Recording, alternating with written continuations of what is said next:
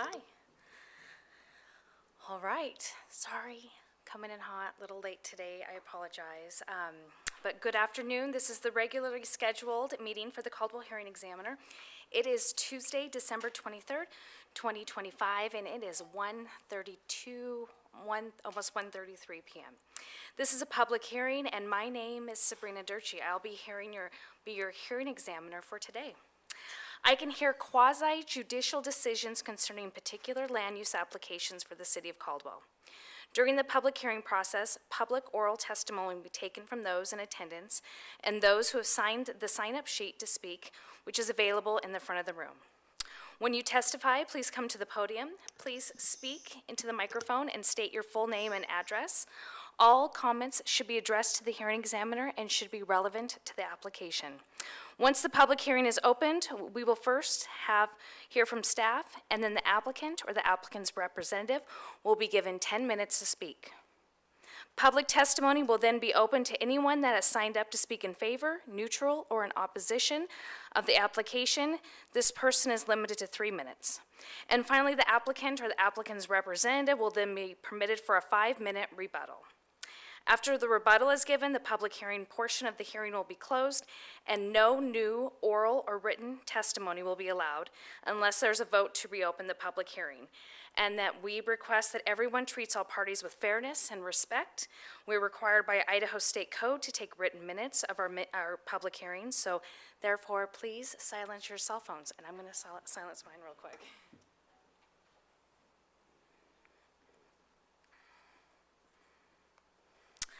Okay. Hi, Haley. We do not, as far as the consent calendar, this is item number 3, is to approve the October 28th, 2025 hearing examiner meeting minutes, which I've done. We have no old business on our schedule, so we will start out with new business. This is action item number 1, public hearing, case number SUP 25-018.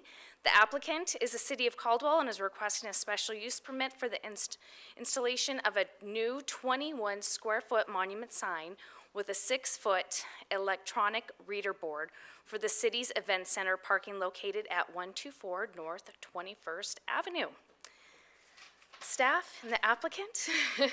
Hi, Joe. I forgot to send my PowerPoints, so we just It's had okay. to find them real quick. It's one of those days, so we'll wing Fair. it. So I am the staff and the applicant on this one, as the city representative for the Caldwell Event Center here. So this first SUP is for a new monument sign. It is SUP 25-18. The next slide, if I don't have the controller, yeah. The subject site is located at North 21st Avenue, in between the railroad tracks and Chicago to the north. The site is zoned C3. It's located adjacent to a number of existing commercial and industrial uses, and 21st and the railroad right-of-way being the most impactful nearby. The subject site was annexed into Caldwell as one of the original incorporations of the city. It was part of the urban renewal boundary of 1998 as well. The site has generally remained in a transient state, with miscellaneous temporary uses used over the years, including a stockyard, some outdoor storage, and most recently a parking lot. In 2022, the city paved the parking lot to utilize for the Caldwell Event Center, temporary rodeo parking, and now to be used for general public parking across the board. And that does include some leased RV spaces. Next slide, please. Yes, please.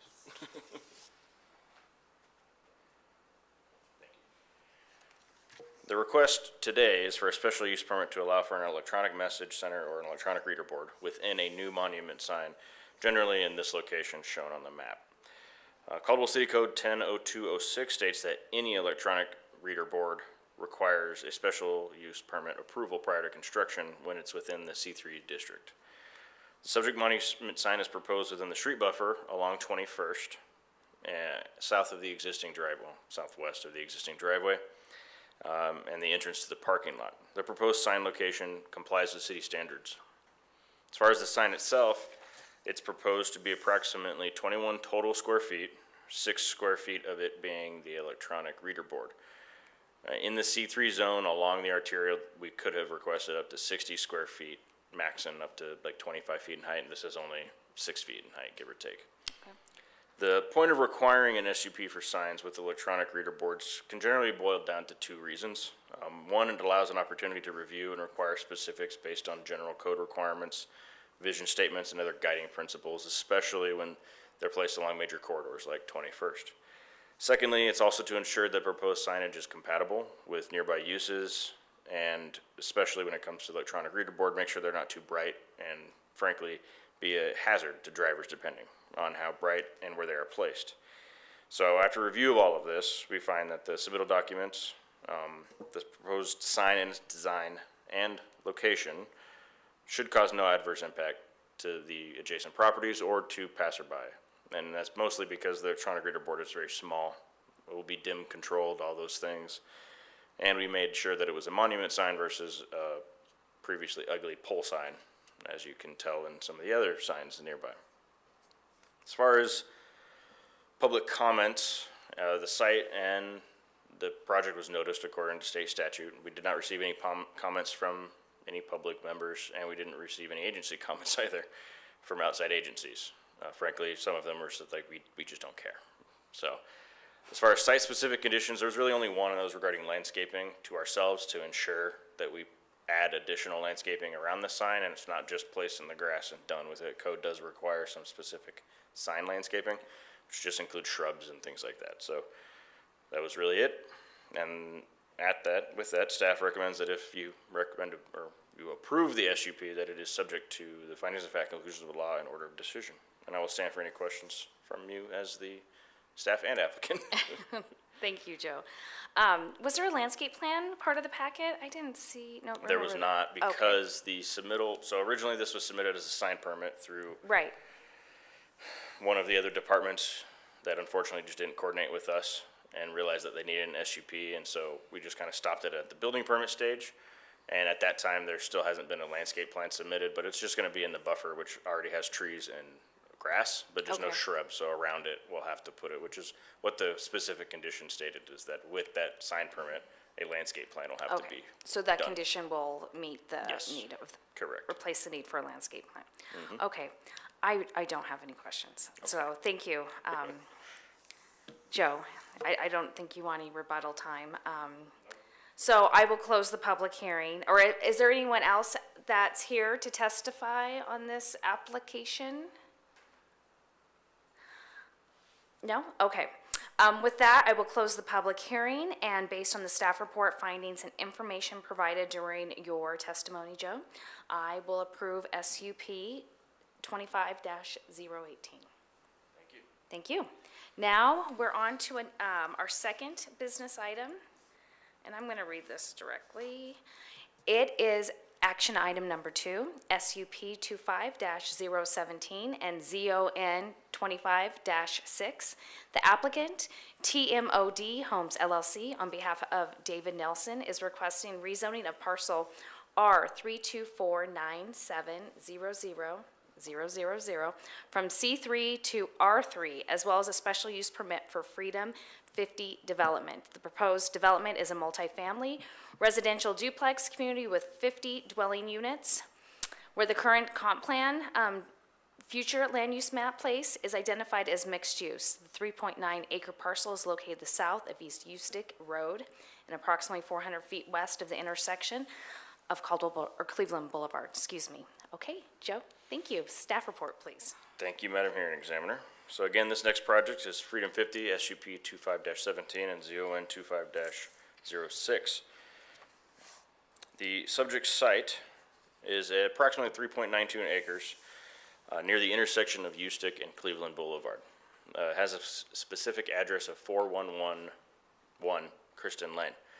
Nearby uses include Walmart to the southeast with multiple fuel stations nearby, commercial, retail, and drive-through restaurants that are located to the east and north and south, I guess you could say. To the north are also some industrial uses, some light industrial uses, and a healthcare facility. And then there's single-family residential all along the west boundary of the site. Cleveland Boulevard to the east, and it's of major note because it is a major commercial corridor within the city. that connects the city of Caldwell to the city of Nampa. Subject site is designated as mixed-use center within the future land use map. Mixed-use centers are intended to be hubs of intense commercial activity that attract people from all over the city and beyond. They are located on major roads, corridors, and transit lines, not that we have any, unfortunately. Development patterns are denser than surrounding areas and should increase in intensity around infrastructure such as transit lines. These areas should include denser housing options, especially in areas where commercial and major thoroughfares transition to less dense residential place types. Housing is not a primary focus of the mixed-use center, but can be accommodated in mixed-use and medium-high intensity residential projects that create transition from surrounding neighborhoods. Single-use residential projects should occur infrequently. Something else from the comp plan that I haven't included before, but I think is of note and speaks to the project, to be honest with you, is the health intersection blurb that's within the comp plan, which is something that we included in all of the place types within the comp plan. It speaks to different literal health intersections of land use and people's health. So for this one, for the mixed-use center, it says the buffering that mixed-use centers provide for outlying primary residential place types may have significant protective benefits. Because the major roadways may have higher localized pollutants throughout the day, they are usually considerably louder than outlining local and arterials. Environmental noise has been linked to cognitive impairment in children, sleep disturbance, and even cardiovascular disease. While residential uses are still supporting in the place type of mixed-use center, there are separations between residential spaces and the road. So this could be considered a transition from the single family that's to the west to the commercial and use to the northeast of where that single family is.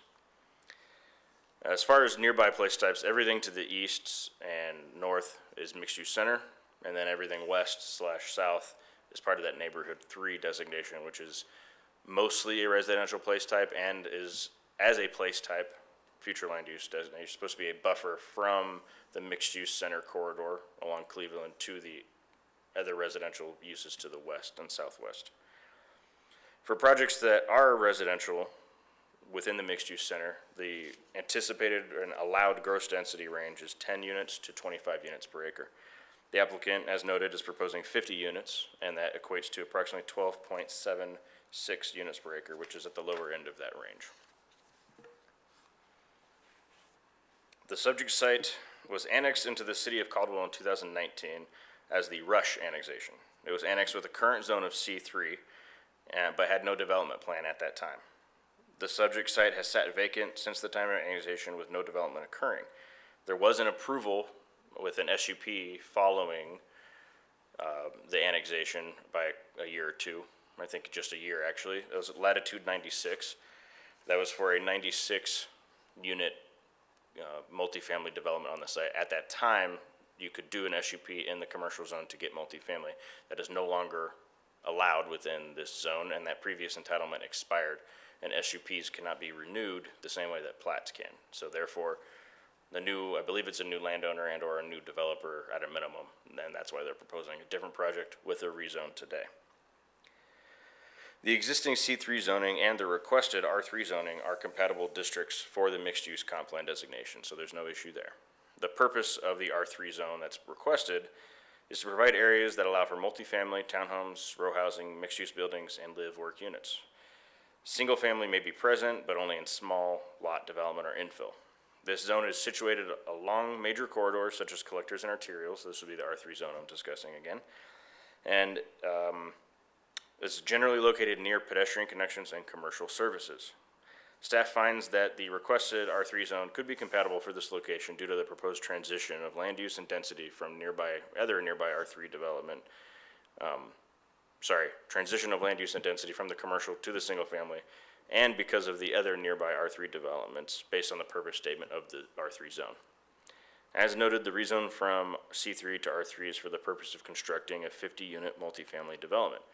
This land use falls under the dwelling multifamily large scale within our land use schedule, and it requires a council level SUP, which is part of the submitted applications, just an SUP, but it has to be, instead of you making the final decision on that, it is the city council that makes the final decision. Joe, what is the SUP for? What's triggering it again? The land use, the ma- multifamily. Even though it's an R3 with a higher density, Correct, the it still SUP is requires. required. Yeah.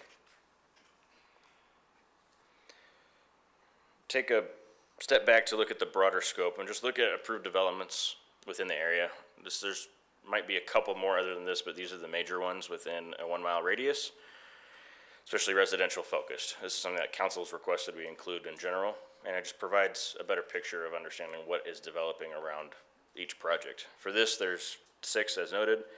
Major ones would be 1 and 3 as far as density, maybe even 6. 1 is Homesteads at Wilson Creek. It's multifamily, 251 units. However, most of them are in individual buildings. So 1 unit, 1 building, 2 units in 1 building, and they're all on 1 parcel. So therefore, it's still multifamily land use, but it will live a little more like single family. 3 is Spring Run and Alante Homes, same actual concept as Homesteads at Wilson Creek. Number 2 is 34 out of 38, I believe, units of affordable housing there. Number 4 is Collections Subdivision PUD. They actually recently did a plat mod, or are doing a plat mod that reduced the density slightly there, but it's single family attached and detached.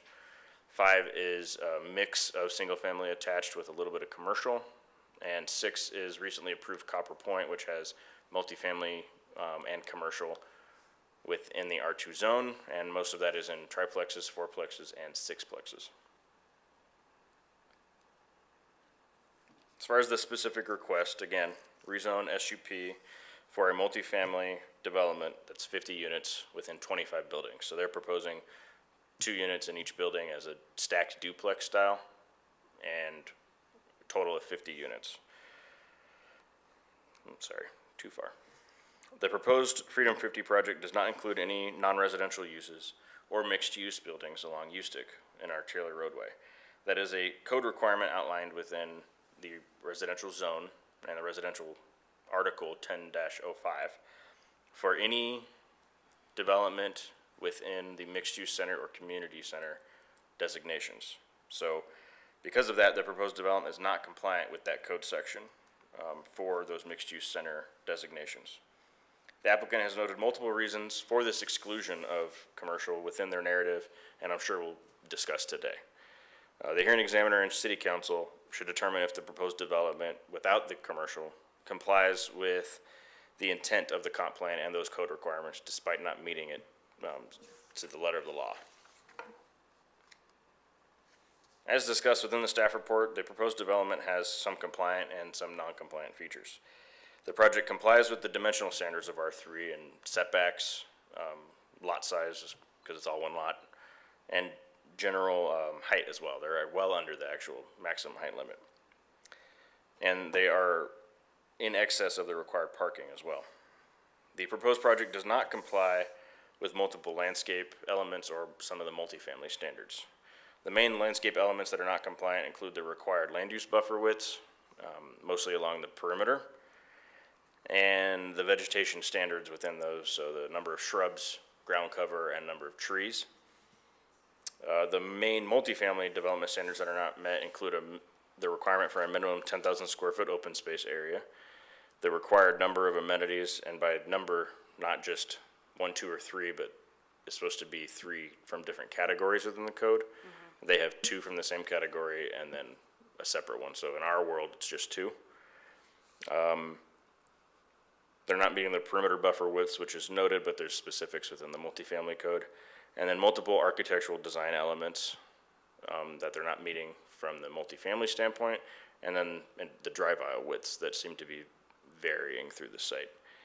Some of these are not major concerns, like the landscaping, trees, and shrubs that can be easily fixed. But the ones that would probably change physical elements of the site, like dimensionals, those do concern staff because that can change many aspects of the site. For example, the perimeter buffers, especially the west boundary, needing to be increased to 15 feet. The drive aisle widths, which again are varying and code requires a minimum 26 feet. And then some of the exterior finished materials of the buildings. The applicant has provided some additional renderings within their presentation, which helped clear up some of staff's concerns regarding the materiality of it. However, it will still not comply with the code. Second, however, I do think that from a staff perspective, there should be some thought given to what the type of construction is versus what the type of development multifamily usually is that the code standards are written for, which are honestly written more towards like the traditional stick-built walk-up style apartments, and these are, what's being proposed today is not that. And so staff does find that some leniency there makes a lot of sense. Okay. As far as access and utilities, the subject site already has one access point out to 21st, or sorry, that's the wrong project now, Ustick. And it's already approved, curb cuts in, everything, that's not changing, no additional accesses are proposed. They meet fire requirements despite being over a certain number of units because their condition of approval requires that all the units are sprinklered. And then all utilities are already available to the site. The only agency that responded to the request for comment was Valley View School District. They provided general information on their district as being overcrowded or concerned with overcrowding in the coming years because of development. They also noted which schools would future students attend here, which is anticipated to be Central Canyon Elementary, Summit View Middle, and Valley View High School, and then noted what other developments are approved in the area that would help make their concern valid regarding enrollment. Public comments, there were none received prior to the hearing or by phone call or written testimony. And as noted, the only site-specific conditions or concerns that staff has had have been those non-compliant elements that just don't meet the minimum code standards. And I would say that's it. If the hearing examiner does recommend approval of the rezone and special use permit, that it should be subject to the conditions within the staff report. However, I do note that as the hearing examiner and a recommending person, you can recommend denial. You can also recommend a continuance or require continuance to have some things readjusted if you see fit. Those are all Sure. within your purview. And then will I be the final decision maker on the zoning? And No, then, it's okay, so recommending- everything, both will be a recommendation, okay. Yes, ma'am. Joe, I know you outlined, can we just go through the site specifics that they're not meeting? So we have first the 25-foot buffer along the west side, which, Yeah. can we explain that just on the record? Sure. Due to the Elijah drain, staff feels comfortable with the reduction on that buffer? Yes, so letter of the law for that code section, it's adjacent to single-family lots on the west. So therefore, code would say you need a 25-foot buffer. However, for whatever reason, that subdivision to the west didn't put the drain that's all along their east boundary of their lots within a common lot, which is just not typical, to be honest. And so if that was in a common lot the way it would be, then it wouldn't require the 25 feet, it would require a 15-foot. So functionally, staff finds that it should be the lesser buffer rather than the 25 feet to do the 15-foot. However, what they've proposed is the old code and the zoning standard of just 10 feet. I think at the time when a lot of this was reviewed, it was using the old code and didn't include some review of the new stuff. And so that's where some of the misses are. Okay. Which again, I don't think, only the ones that mess with the dimensions are the ones that I'm really concerned with. Right, and then the 15-foot setback buffer, along the south? Yeah, the south and east, technically the same thing, should be And 15 it's foot. at 10 right now. Correct. And then U-stick buffer is at 23, and they have it at, or they show 23, and it needs to be 25. Yeah, there's some, it's mostly in that northeast corner where the turn lane comes in. They're just not quite meeting that 25 feet. If they requested alternative compliance to say it's measured from the sidewalk or some other point, it's probably fine. It's, there are missing some trees in there too, and then the shrubs. I think a couple feet, staff's not gonna be too concerned with is if the vegetation was compliant with code, which Okay. they should be compliant with once they make those changes. Okay. I think that's all the questions I have for right now. Thank you, Okay. Joe. You're welcome. Okay, would the applicant or the applicant's representative like to come up, please? Please state your name and address for the record. Yes, I'm Michael Fife, 2667 East Gala Court, Meridian, Idaho, 83642. Hi, How are you? good, thank you. Awesome. Well, he covered a lot of it already, so I'll try to just dig into the heart of this. I represent Blue Terra Development, and we were actually the developer of the Latitude 96 project that was approved previously on this project. And the reason it never got built is it just never made financial sense through COVID and all the cost overruns and things like that. We are we develop lots of different types of projects. We've done several here in the city of Caldwell. Maybe you're familiar with Sun Creek RV Park over on Aviation and Marble Front. That RV resort, we built that. We did the Epic Shine Car Wash here in Caldwell. We did a medical office building in Sky Ranch as well. So we like Caldwell. We've done a number of nice projects in the city. And in consideration of this property, this isn't something that was designed to just force this product into this location. We do feel like it's a best use, not just convenient to our desired use, if that makes sense. And so we also think that it is a nice transition in the sense that we're going from 96 units at 3-story to 2-story and almost half the units. So it's going to bring less traffic to the area, and I think it's more considerate of the neighbors too. We've done a number of these 3-story multifamily developments, and obviously one of the number one complaints we get when that's a transition to residential is who's looking in my backyard, who's looking in my window, and we have 160 feet between the back of these units and their backyard, so there's a lot of distance there, but it's still just one more step to make it a little less intrusive for the neighborhood. So anyway, obviously we already know where the site is. We've already looked at that together. But here, just some things like it's already been covered. It's about 4 acres. This would fit 25 duplexes or 50 doors. This particular product, just some things to bring to your attention is these will actually be manufactured right here in Caldwell. This is a modular product. So there will be initially about 50, eventually about 100 jobs that will be created in the city of Caldwell as a result of this. And there are several other projects within Caldwell that we'll be bringing sometime in the near future. But our objective with TMOD is to bring attainable housing, and so you'll note that I didn't say affordable because of the connotation of cheap, right? We're not cutting corners to make them affordable. These will be very well-built structures. And, in this location, they'll be able to go in fast. They will be, as competitive as anything in the market for people to live in. And they're built very energy efficiently, so they'll heat on it with a candle. I mean, it's something that from a utility standpoint, it'll be very affordable from that stance too. So what you'll be able to see is that we from some of the renderings and things in here, it's a very well appointed, beautiful project that will be a nice amenity to the city. Because we were part of the original development, we were part of helping make sure that all the infrastructure, the entrance, there's actually even some seepage beds and stuff that are in the easements of this property for the road expansion that happened. And so we played a reciprocal part in helping the city accomplish what they were trying to from the widening of the road and things. So hopefully that is considered in the process as well, as that we were good partners in helping the road expansion things happen. This is just a quick rendering of what was approved there before, so you can see the site plan of what was approved. There was 4 20-plexes and 1 10-plex, and then you can see the change to these units.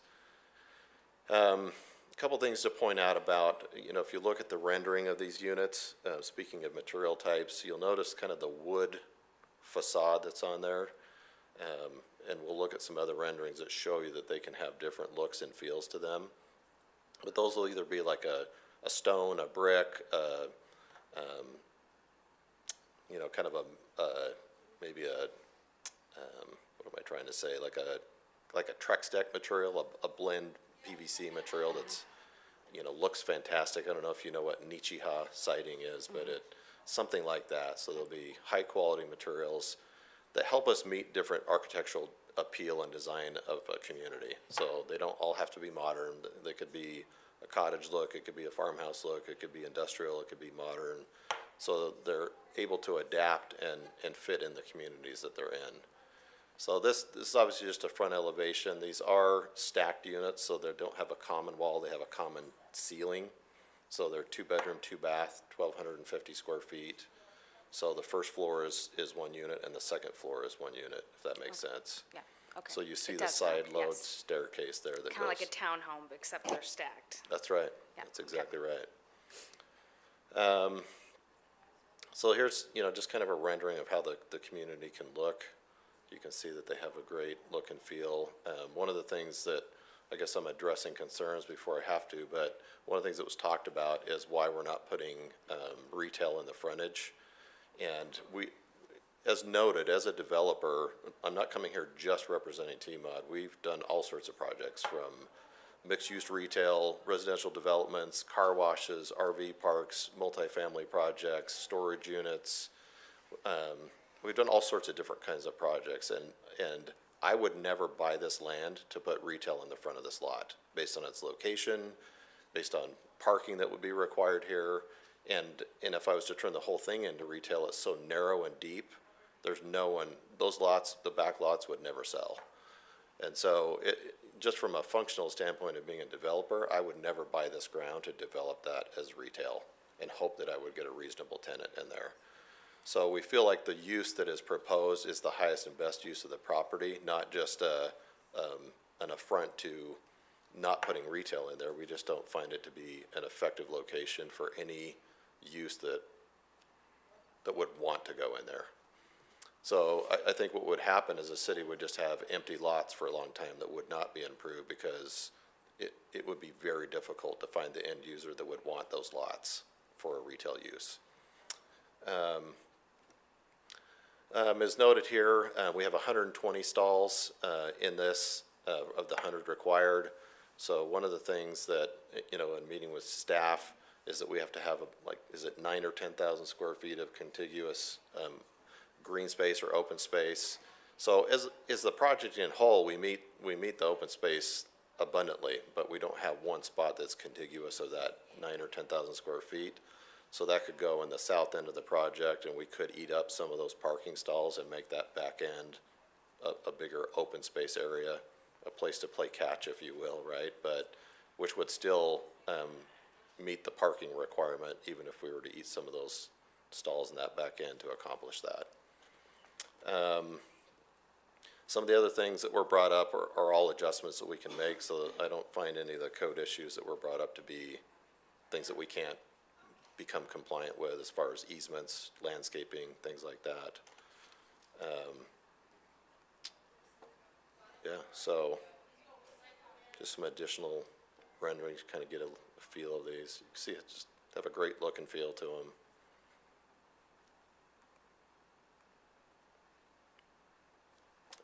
Just some other notes about how these are built. These are steel framed. They'll have spray-in foam insulation, and then they'll have an insulation over the entire outside of the structures. And we've done this on purpose, just so that, to keep the units well built, and cost is a big driver for us. And steel is much more consistent than wood is in pricing, which allows us to keep prices where the end user can benefit from that. And we are doing a fire sprinkler in these just to meet code, and it also, Idaho's one of the only places that will allow you to build multifamily without fire sprinkler. Mm-hmm. And so we're just putting it in now so that we don't have to make adjustments in other states as we go forward with that. And it makes the fire chief's job easier too, right? So we're just accommodating that.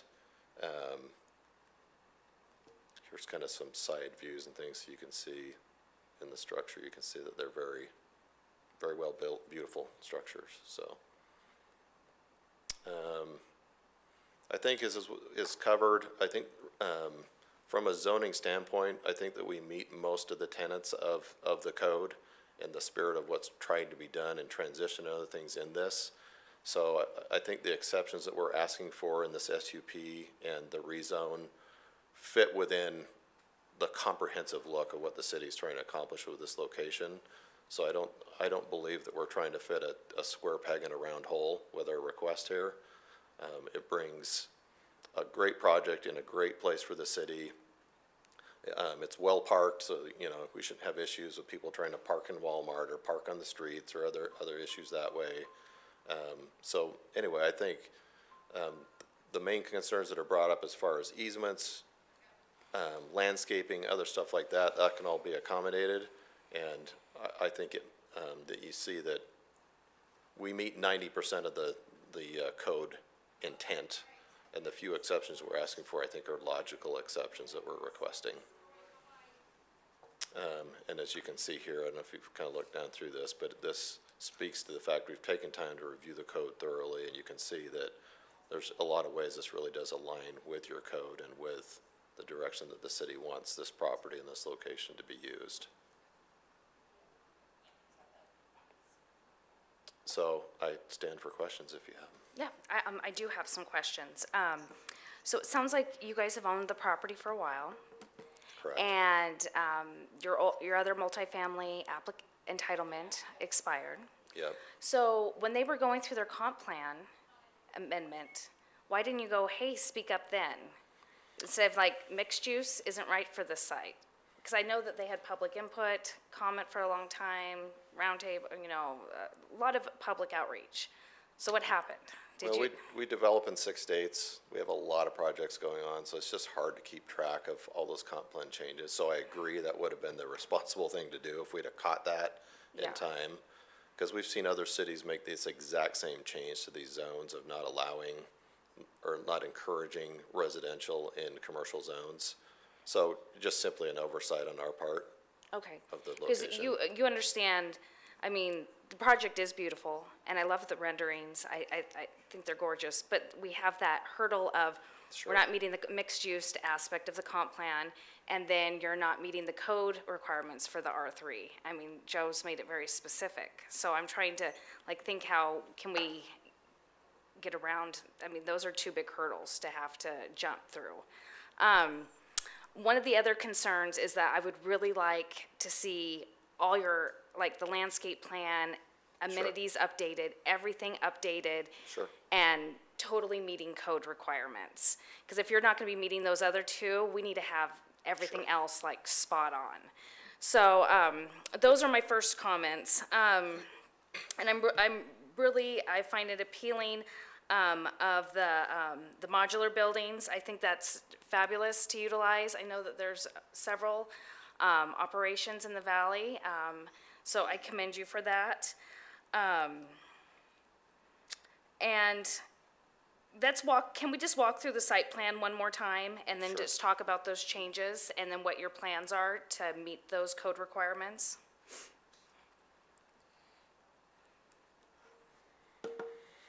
Yeah, so, on the boundary that has the canal that goes through, we can get to the 15 feet and just move 5 feet closer to the sidewalk, so that's not an issue for us. The 2 feet along U-Stick is not an issue if we have to adjust, as Joe said, if maybe the landscape plan being adjusted is enough, but if we have to get that 2 feet, we can move 2 feet, so that's not an Okay. issue. And then the open space, the contiguous open space that's needed, we can do that in the south end of the property there, that's not an issue. The landscape plan, it's just, some of these things we just became aware of a few days before, so instead of canceling today, we wanted to just come and make sure we're on the same page. Sure. And then we'll make all the changes that you're requesting to Okay. get, like you say, it's 100% compliant in everything we can be compliant on. So if Yes. we're asking for exceptions, at least we're compliant in every other way. Absolutely. So Yes. we have no issue with that. The roadways too that were brought up, there was a memo on the plans that was misread. They are all 26 feet. We've gone through this with the fire chief, so the roads are all the same and they are all compliant in widths. Okay, So okay. we'll just make sure that notes on the plans apparently are easier to note, but we have reviewed that with the fire chief and they are consistent. Okay, and then, if I do decide to table this to give you time to get everything updated, how much time would you need? We'll be ready as soon as you're ready, so we don't need a Okay. lot. We just need a couple of weeks at the most, which I'm assuming we'll get by default because of Christmas, so. And then Joe, as far as the, design standards for the elevations for the multifamily, what are they not meeting? And does this really fall under the multifamily apartment, design review criteria? Madam Hearing Examiner, great question. This was something that we had discussed internally as well regarding do they meet that, or we have supplemental duplex standards as well, and these are duplex style, but it was one of those things that as staff members didn't want to open the project or any multifamily project up Okay. to where we're piecemealing the requirements of giving the impression that we're trying to make things easier and easier and easier for Yeah. everybody and show favoritism and like, oh, well, they built it like this, so now they only have these standards, but the project's still multifamily, so they have to comply with Okay. only this section of it, but not this section. And so just for consistency's sake, we were saying, yes, we have to review it against those multifamily standards, but as far as function, it really would be closer to the duplex standards that Okay. are in code, and in that way, they would comply with all of those architectural standards. Okay. So I think that one thing that they could do, let's say they get through all of this, if there's not major concern by council, and I can update my staff report too, they can request alternative compliance to the multifamily section, period. And one of those things would be, and could be, to the architectural standards and outline that this is not a standard walk-up multifamily project, and therefore the standards maybe should be different. And that is an administrative thing. Okay. They can submit that early if they want, just to kind of get the ball rolling and show council and you that, hey, we understand and we're trying to do it this way instead. Sure. Sure. I will note for the record that it's not a request to not do things. It's supposed to be a equal or better than type of thing. It's not a get out of jail free card. But as things go, some things happen like that where it's just, hey, this is just not the right review criteria for the product type. Right. So they have Okay. options. Okay, that Yeah. sounds good. Let me open up the hearing for the public, if there's anyone that'd like to testify, and then I'll have you come back up and we can discuss further, so. Fantastic, thank you. I don't have anyone else that is signed up to speak. Is there anyone here that would like to speak on this item? No? Okay, then come on back up. So I've had a heartburn over this because I want you to be meeting all the zones. I want you to meet the zoning standards. I want you to meet the comp plan. I want no deviations from the requirements. I want everything to be super solid, and you want that before you go to council anyways. So I think it would be in your best interest if we tabled this to our next table. I think it's the 13th. That'll give you time to update the site plan, make sure you have the needed buffers, Okay, make sure you're meeting the landscape requirements, everything, and you can work with staff, everything that you can make the adjustments to. I just think that it would be the best approach No, I for like the that. project, so. yeah, we have no heartburn over that. We're, like I say, we want to just make sure, more than anything, because we had some variance, to just make sure Yes. we're 100% on the same page. Yeah, and I appreciate the dialogue. And again, in a perfect world, you would be meeting all the standards, but I think that gets you in a solid place where we can meet as many as we can. And then we'll take it from there. So let's table it to the January 13th. Is that okay? All right, our next public hearing? Is that, and that'll give you guys enough time? Okay, We'll be ready. okay, great. All Thank right, you. Thank you. All right. With that, I have nothing else on our schedule. Yeah, no? There's nothing else, okay? I will close our public hearing. I'm gonna hit the gavel. And it's 2:16 in the afternoon. Thank you, everyone.